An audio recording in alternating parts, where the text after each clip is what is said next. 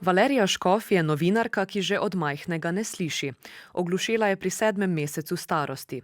Je prva gluha novinarka v slovenskem medijskem prostoru, svojo novinarsko pot je začela že pred skoraj 20 leti, ko je nastopila kot napovedovalka oddaje Prisluhnimo tišini. Danes med drugim dela kot novinarka na Spletna TV ter je vodja skupine za standardizacijo slovenskega znakovnega jezika in skupine etimološkega slovarja slovenskega znakovnega jezika. Je tudi mama Vanesi in Melisi. Vanesa je tolmačka slovenskega znakovnega jezika in bo tudi tolmačila tale pogovor. Danes boste torej slišali njen glas. Gospa Valerija in gospodična Vanesa, lepo pozdravljeni. Lepo pozdravljeni tudi vi.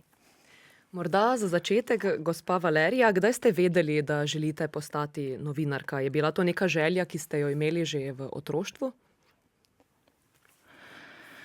Kot otrok sem vedno želela postati učiteljica. V bistvu zdaj tudi delam pri tečaju slovenskega znakovnega jezika. Poučujem v šoli za tolmače, tako da sem nekako uresničila to željo od otroštva. Kot novinarka pa sem dobila željo šele kasneje, ko sem začela delati kot napovedovalka. In me je začelo zanimati to področje novinarstva. In takrat, ko je začela delovati spletna televizija, leta 2007, sem začela sprva delati kot napovedovalka, kasneje pa sem se preizkusila tudi pri novinarstvu. Pa vas bolj privlači ta voditeljska funkcija ali novinarska? Novinarska. To novinarsko področje zajema vsa področja dela, ne samo to, da nekaj poveš, ampak moraš zraven tudi kaj raziskati, moraš biti samozavesten, pogumen, znati pristopiti do ljudi in zato mene najbolj veseli takšno delo. Kateri pa so največji izzivi, s katerimi se sooča gluhi novinar?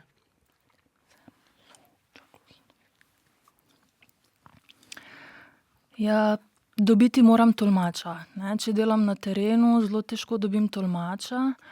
Včasih pa tudi tolmača ne dobim in moram sama delati in, ne, to je največji izziv, pri tem je komunikacija in dostopnost. Kot gluha novinarka je to res zelo težko. Novinarski poklic velja za zelo zahtevnega, pogosto podplačanega tudi. Dela se dolge ure in ta delovnik načeloma ni tisti klasičen od 9 do 5 popoldne. Kako vi gledate na ta vidik novinarstva?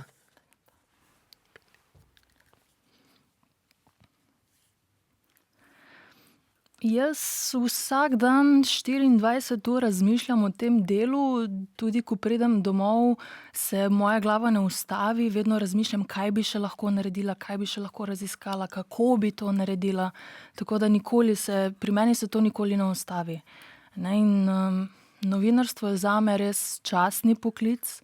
Ob tem delu tudi sama sebe razvijam, ne, rastem. Tako da sem zelo vesela, da sem pri tem novinarstvu dejansko postala danes takšna oseba, kot sem. Včasih sem bila zelo sramežljiva, zaprta, nisem bila pogumna med ljudmi, nisem pristopala do nobenih. In ravno zaradi tega dela sem danes postala takšna, kot sem. Kakšne teme pa vas najbolj zanimajo oziroma kaj najraje raziskujete, česa se najraje lotevate? Najraje raziskujem osebne zgodbe gluhih, naglušnih, gluhoslepih. Najbolj dotaknejo se me te intervjuji z gluhimi in gluhoslepimi, ko vidiš, kako so gluhoslepi srečni in zadovoljni z življenjem, mi se pa za vsako malenkost sekiramo. Dotaknile so se me tudi te poplave, ki so bile pred 2 letoma. Tudi gluhi so bili prizadeti v teh poplavah, a ne, in niso bili informirani, niso dobili pravočasne informacije, da se bo nekaj zgodilo, da bojo neke poplave. A ne, za gluhe ni take dostopnosti, da bi vedeli, da se pripravijo na take mogoče naravne situacije, a ne. In takšne zgodbe se me najbolj dotaknejo in mi najbolj ostanejo v spominu. Pa vidite novinarstvo kot poslanstvo? Ja, poslanstvo, ampak včasih tudi sem v nekakšni stiski, ko raziskujem nekaj, pa mogoče vidim, se me dotakne, vidim, da so ljudje v stiski, a ne, in za to delo je treba imeti včasih res debelo kožo, ne, moraš biti vztrajen in mogoče kakšne, recimo jaz sem tudi malo občutljiva na kritike, ne, to je tudi ena mogoče slaba stran novinarstva, ampak kljub temu še vseeno najraje delam na tem področju. Kako pa se soočate s kritikami, ki jih dobite pri svojem delu? Sama sebe sprašujem, ne, če so te kritike upravičene. Če so, jih sprejmem. Če niso, ne, nekateri včasih znajo pretiravati, mogoče zaradi lastnega ega. Če je kritika upravičena, mi je pa dejansko nekako v pomoč pri mojem delu. Na Spletna TV v znakovnem jeziku vodite tudi podcast Menta. Kaj je namen tega podcasta in kje iščete navdih za vsebine? Podcast Menta je v bistvu podcast o duševnem zdravju. Zakaj? Zato, ker gluhi ne dobijo veliko informacij o duševnem zdravju v znakovnem jeziku. Zato je bil moj namen s tem, da ozaveščam in odpiram tabuje med gluhimi ljudmi, da ni nič narobe s tem, če ima kdo kakšno stisko, depresijo, negativne misli in pa seveda, kako izboljšati naše duševno zdravje v primeru gluhih oseb. Že pri, ne vem, psihologu, psihoterapiji gluhi zelo težko pridejo do tega, zato ker mora biti zraven tolmač, ne. Če seveda ti nekomu zaupaš svoje osebne stvari, ne, je to zelo težka stvar. Zato je pomembno, da ozaveščamo o tem, da ozaveščamo o duševnem zdravju. Ste dobili kakšne odzive na podcast? Ja. Dobili smo en odziv, da je ena gospa imela veliko težav, imela depresijo, obiskala že veliko psihoterapevtov in ji nič ni pomagalo. In je začela delati na sebi, začela biti hvaležna in sem z njo naredila intervju za ta podcast. In dobili smo zelo veliko odzivov potem na ta podcast, ker so ljudje videli, da imamo vsi težave, ne, zato je pomembno, da vsaj odpremo to temo. To bolje. Sicer pa ste velika promotorka slovenskega znakovnega jezika v javnosti, tudi raziskujete slovenski znakovni jezik na Zvezi društev gluhih in naglušnih Slovenije, vodite skupino za standardizacijo slovenskega znakovnega jezika in skupino etimološkega slovarja slovenskega znakovnega jezika, moderirate kretnje slovarja, vodite različne delavnice in tečaje ter poučujete kandidate v programu nacionalne poklicne kvalifikacije za tolmača slovenskega znakovnega jezika. Kar dolg seznam. Povejte nam malce več o slovenskem znakovnem jeziku. Slovenski znakovni jezik je jezik gluhih. To ni nek pripomoček za komunikacijo, ampak je jezik. Je univerzalen, ima svojo slovnico, svoj način izražanja, in se ne more primerjati s pisano, na primer, slovenščino. Če jaz, na primer, tekst prevedem v znakovni jezik dobesedno iz slovenščine, gluhi tega prevoda v slovenski znakovni jezik ne bodo razumeli. Zato je potrebno pisano besedo prevesti v pravi znakovni jezik, spremeniti slovnico v slovnico znakovnega jezika. In slovenski znakovni jezik je zelo lep jezik. Ne, to niso samo kretnje niso dovolj. Pomembna je tudi mimika obraza, postavljanje v prostoru, gibanje telesa in to vse vsebuje znakovni jezik. Kako pa se slovenski knjižni jezik in slovenski znakovni jezik razlikujeta? Bi lahko neke te razlike opisali?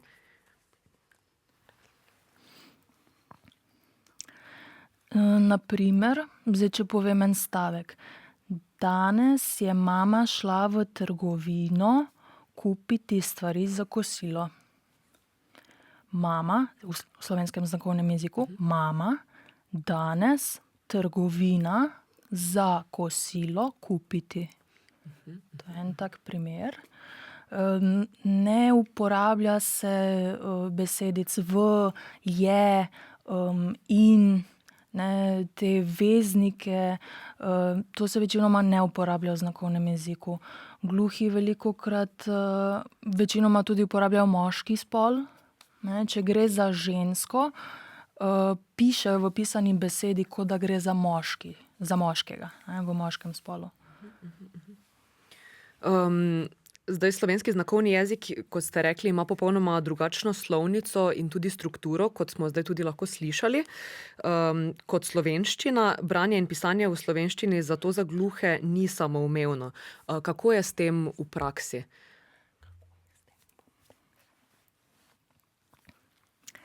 Jaz zelo rada berem.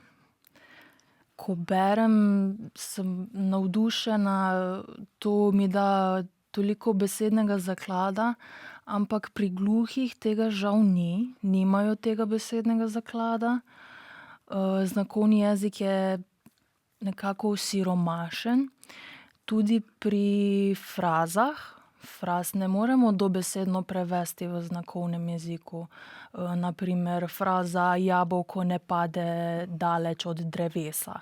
Ne, to, kar sem jaz zdaj pokazala v znakovnem jeziku, sem to frazo prevedla dobesedno, ampak gluhi tega ne bi razumeli, a ne, bi rekli, ne vem, hčerka je podobna mami, ne, nekako je treba bistvo oziroma pomen nekega stavka ali fraze prikazati v znakovnem jeziku.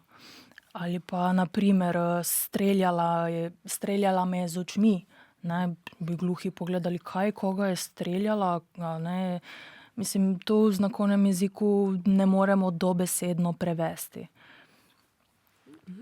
Zdaj oba vaša starša sta gluha, slovenski znakovni jezik je torej vaš prvi materni jezik, slovenščina pa je tako drugi jezik. Kakšna je bila vaša izkušnja z učenjem slovenščine?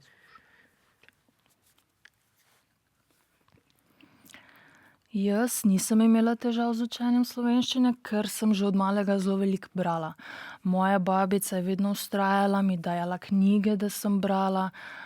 Sem pa imela težave s slovnico pri slovenščini, ne, kako pravilno sestavljati stavke, ker je razlika med znakovnim jezikom in slovenščino.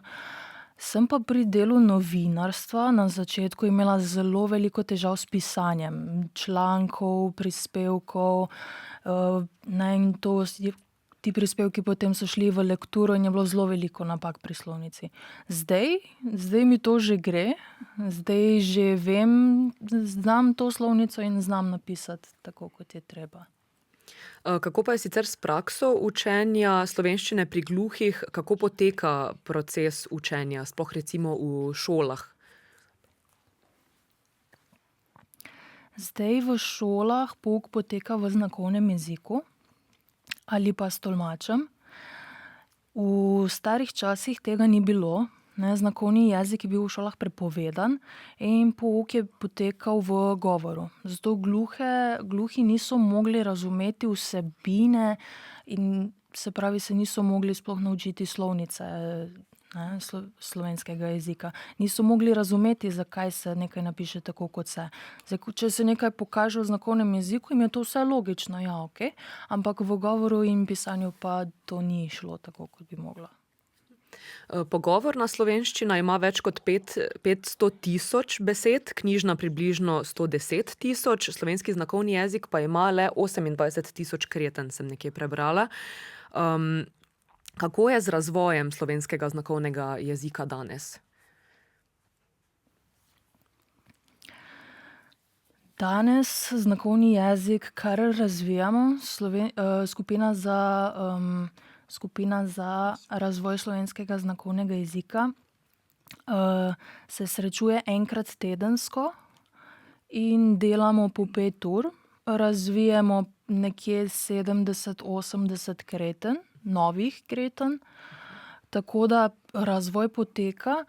Včasih smo se srečevali samo enkrat na mesec, ne, tako da zdaj imamo pa vsak teden enkrat se srečujemo in sem zelo hvaležna iniciativi Prispevaj Kretnjo.si, kjer lahko slišeči prispevajo kakšno besedo in potem mi te besede potem razvijamo oziroma razvijamo kretnje za te nove besede. Žal pa je, da država tega ne financira razvoja slovenskega znakovnega jezika, pa bi morala. Ne, ker znakovni jezik je že vpisan v ustavo, ne, tako da bi mogla skrb za to prevzeti država. Kako pa je s tem, da ljudje prispevajo kretnjo, kakšen je ta odziv? Presenečena sem bila, bilo je zelo veliko odziva. Vidi se, da znakovni jezik ni več tak, kako bi rekla, čuden jezik ali pa da bi se skrivali, ko uporabljamo znakovni jezik. Zdaj že vsi vejo, znakovni jezik je jezik gluhih, a ne, in zato tudi, zdaj se vidi, da nam več pomagajo in da lahko mi še naprej razvijamo slovenski znakovni jezik. Ste tudi mama dvema hčerama, Vanesi in Melisi, ki sta obe slišeči. Kako pa ste z njima komunicirali, ko sta bili v fazi razvoja govora, in kako ste ju učili slovenščine? Veliko sem se pogovarjala z obema hčerkama. Vedela sem, da otroci rabijo, poslušanje, rabijo več informacij, ne vem, sem prižgala radio doma in da sta ga poslušale, knjige sta brale na glas. Tako da vedela sem, da je to zelo pomembno, da otrok prej usvoji govor. Kaj pa opažate, kako je s poznavanjem slovenskega znakovnega jezika pri nas v Sloveniji? Zelo sem navdušena. Če primerjam zdaj in čas mojega otroštva, ko so te v javnosti vsi gledali, kako maha, ne, in mene je bilo sram. Zdaj pa ko kretam, ko uporabljam znakovni jezik, me vsi pogledajo, in že vejo, da uporabljam znakovni jezik. Znakovni jezik tudi predstavljam v šolah in v vrtcih, otroci so navdušeni, vedno se radi naučijo kakšne kretnje in s ponosom pokažejo, kaj so se naučili. Tako da zdaj se je res veliko, veliko spremenilo. Kaj pa bi si želeli, da bi recimo slišeči bolje razumeli o slovenskem znakovnem jeziku?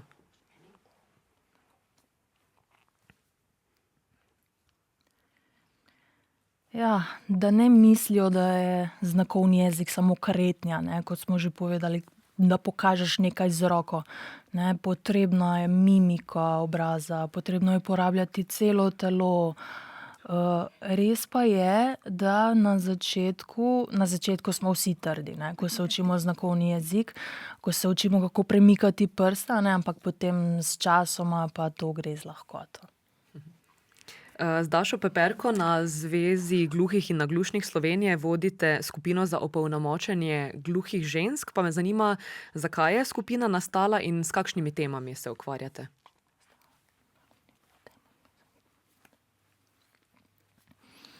Opažamo, da je pri gluhih ženskah, zelo veliko sposobnih žensk, ki se ne želijo izpostavljati. V Sloveniji imamo društva gluhih in naglušnih, ki jih večinoma vodijo moški, a ne, kje pa so zdaj ženske, in zato smo želeli ustvariti to skupino, da se ženske postavijo zase, da mogoče pokažejo svoje znanje in svoje sposobnosti. Predvsem je pomembno tukaj tudi področje duševnega zdravja pri gluhih ženskah, zato smo ustvarili to skupino in vsako leto organiziramo kamp gluhih žensk. Odziv je zelo velik. Vidi se, da to ženske potrebujejo. Kakšne sposobnosti pa ženske recimo razvijajo, pridobivajo na tem kampu? Imate kakšne delavnice oziroma kaj podobnega?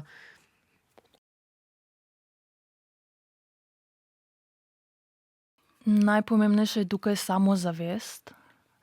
Pri gluhih je vedno tako, ne bi se izpostavljal, neki predsodki so, da gluhi nič ne znajo, gluhi. Ne, treba je postaviti se zase, biti samozavesten, vprašati, kaj, če te kaj zanima, in to je najbolj pomembno. Pred kratkim so vam na Centru za izobraževanje odraslih Slovenj Gradec podelili naziv ambasadorka vseživljenjskega učenja. Kaj vam pomeni ta naziv? In kaj v bistvu sporoča tudi ta naziv?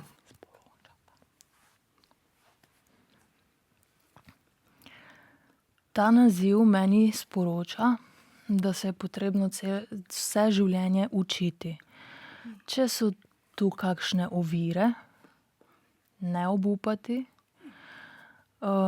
Jaz v času šolanja sem imela zelo veliko težav, zelo veliko ovir zaradi nedostopnosti. Nisem imela tolmača, bila sem v šoli med slišečimi in se mi je bilo zelo težko vključiti v vse to, ampak nikoli nisem obupala.